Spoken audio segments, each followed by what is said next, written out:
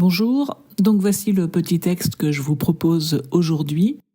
N'hésitez pas à appuyer sur pause le temps de votre méditation et ensuite vous pouvez poursuivre si vous le souhaitez la lecture de la vidéo pour écouter ce que ce texte m'a inspiré à moi. Mais vraiment, ce n'est pas une obligation, sentez-vous absolument libre. Le plus important, c'est vraiment ce que le texte vous dit à vous. Et si justement vous souhaitez partager, mais là non plus ce n'est pas une obligation, faites-le en toute liberté si vous le désirez. Donc si vous souhaitez partager ce que le texte vous a inspiré, n'hésitez pas à le faire en commentaire. C'est vraiment toujours inspirant de voir à quel point l'Évangile parle à chacun de manière très personnelle. Donc n'hésitez pas. Bonne méditation. Alors en ce qui me concerne, en lisant ce texte, j'ai pensé en fait à l'adage selon lequel on récolte toujours ce qu'on sème. Et je crois que c'est la même chose ici. Je crois que c'est de cet ordre-là, d'abord, à savoir que lorsqu'on a tendance à juger et à condamner les autres, donc à semer du jugement, de la condamnation, on va récolter aussi de la part des autres du jugement et de la condamnation. Lorsqu'on sème de l'amour, on récolte en retour aussi de l'amour. Et puis, je pense qu'il y a aussi quelque chose qui se joue à l'intérieur, c'est-à-dire que le fait de juger, de condamner, nous emprisonne en quelque sorte. C'est un obstacle sur un chemin de libération.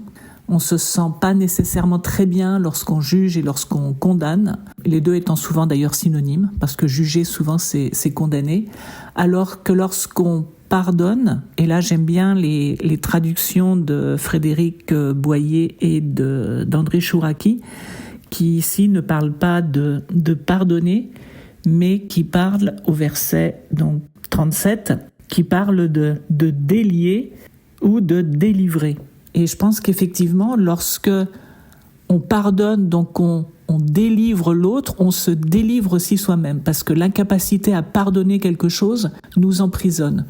Donc je pense que, voilà, moi en tout cas ça m'a fait penser à ça, c'est que non seulement on récolte ce qu'on sème, donc si autour de nous on sème en gros des énergies négatives, on va récolter aussi du négatif, et aussi intérieurement, ce qu'on dégage va avoir des conséquences très directes, indépendamment des réactions des autres, sur notre état d'être intérieur. C'est-à-dire que si tout le monde a fait l'expérience, je pense, de donner quelque chose, immédiatement on reçoit, on est immédiatement heureux. En fait, lorsqu'on se rend compte qu'on donne quelque chose et que l'autre en face avait vraiment besoin de ce qu'on donne et qu'il est très très heureux, on se sent soi-même très très bien.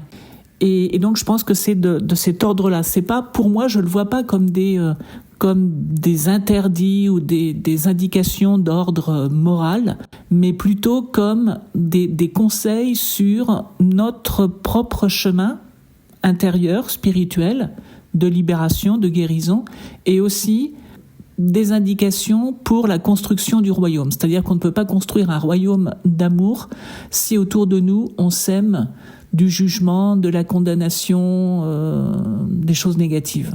Voilà. Donc c'est un peu à ça que m'a fait penser ce texte, avec donc cet encouragement pour l'environnement que je crée autour de moi et pour mon propre chemin, à ne pas diffuser des énergies négatives. Voilà, des trucs négatifs autour de moi. Et ça, nécessairement, mais on le reverra dans peu de temps, c'est exactement ce qui est décrit au verset 45, que, en gros, c'est du trop plein du cœur que parle la bouche. C'est-à-dire que, en fait, ce qu'on va rayonner autour de nous, c'est aussi ce qui nous habite en profondeur. Et si on a dans notre cœur beaucoup de colère, beaucoup de haine, on va pas pouvoir rayonner de l'amour et donc recevoir des choses positives. Donc il y a ce travail à faire parallèlement pour purifier notre cœur, libérer notre cœur de tout ce qui peut entraver sa paix et sa joie. Et encore une fois, ça pour moi c'est un chemin, véritablement c'est un chemin, et qui se fait avec le Seigneur et avec sa grâce.